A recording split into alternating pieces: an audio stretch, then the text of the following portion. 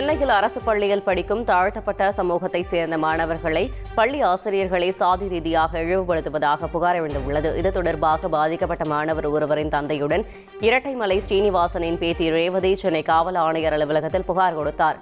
அந்த புகாரில் மாணவர்களை வகுப்பறைகள் மற்றும் கழிப்பறைகளை சுத்தம் செய்ய வற்புறுத்தும் ஆசிரியர்கள் மீது நடவடிக்கை தேவை என வலியுறுத்தியுள்ளனர்.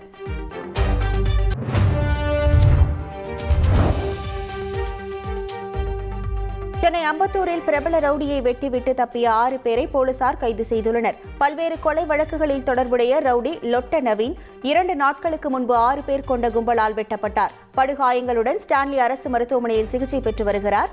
இது தொடர்பாக விசாரணை நடத்திய போலீசார் 6 பேரை கைது செய்து சிறையில் அடைத்தனர். தொடர் கொலையில் நவீன் தொடர்புடையவர் என்பதால் அதன் தொடர்ச்சியாக இந்த கொலை முயற்சி நடந்திருப்பதாக கூறப்படுகிறது. செய்திகளை உடனுக்குடன் தெரிந்து கொள்ள உடனே சப்ஸ்கிரைப் பண்ணுங்க.